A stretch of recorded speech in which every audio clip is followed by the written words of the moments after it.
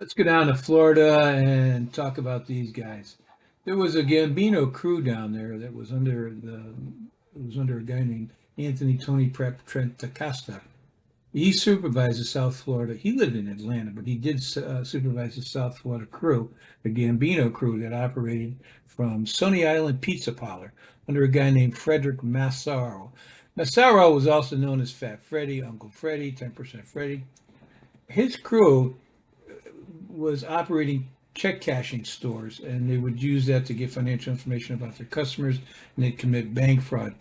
It was run by a guy named Jules Shisano, who actually ran check cashing services, and he would get the routing numbers, pass them along Gambino guys, and so forth. But somewhere along the line, this young woman named Jeanette Smith learned about the check cashing scheme.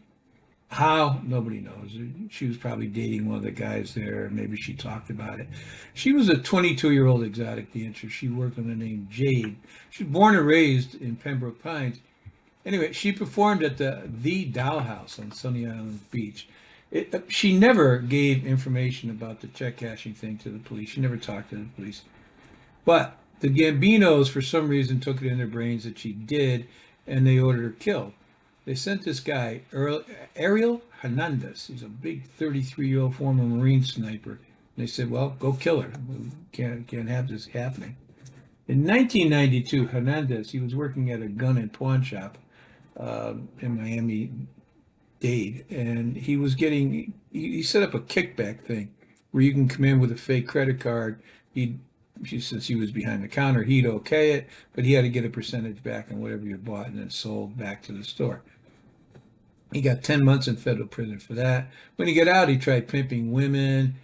He tried ecstasy. He tried selling huge bricks of weed, marijuana.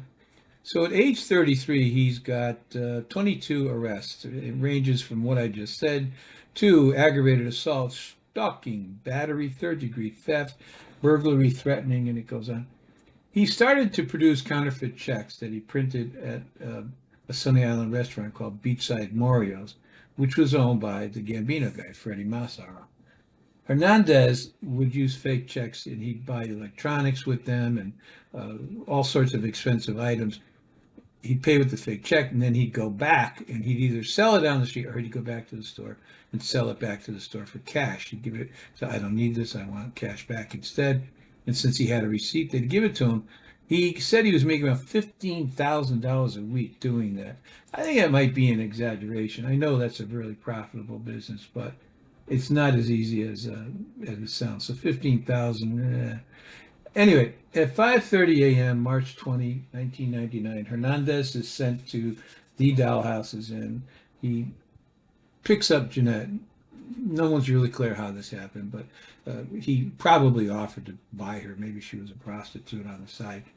He took her back to the Village Lodge Olympian Motel, where he'd been staying for 3 weeks, and he raped her, strangled her. While he tore the cartilage in her neck, he bruised her legs, badly bruised her right breast.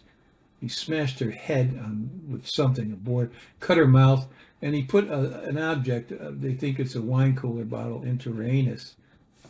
And then he bound her wrists and her ankles, packed her into a Sony stereo box, and transported her in his borrowed blue Mazda, to a place called the Everglades, called Alligator Alley. Anyway, she's very tall, a very small lady, and he bent her sort of like a pretzel, tied her up with shoelaces at her ankles, and tied her hands behind her back. It was clear when they found the body she had been badly beaten and strangled to death. They identified her by a small silver chain around her ankle that said Jeanette. She had been reported missing. Well, they just put one and one together. So police are starting slowly to unravel this case, and the Broward police get a call from Hernandez, and he says, I don't want to give my name.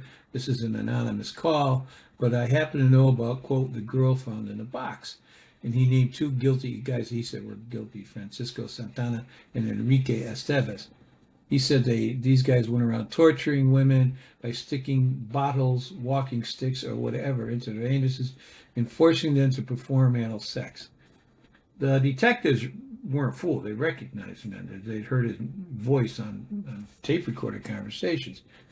So Massaro, the boss, he sees the cops are getting closer, closing in on this. The Gambino guy, Freddie Massaro, he calls a meeting. He says, "Look, Fernandez is quote bringing on too much heat. Quote, he's got to go." So they hatched this plot. I don't know why they didn't shoot him, but anyway, they were going to inject him with cocaine, so it looked like an accidental overdose. It was just a really crazy scheme that didn't. By that time, the cops move in. Nobody killed anybody. Everybody gets arrested.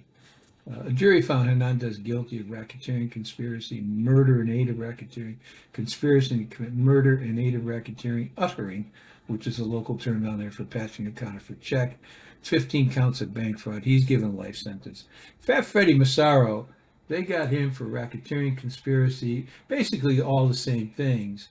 And the only thing was possession of goods for interstate shipment.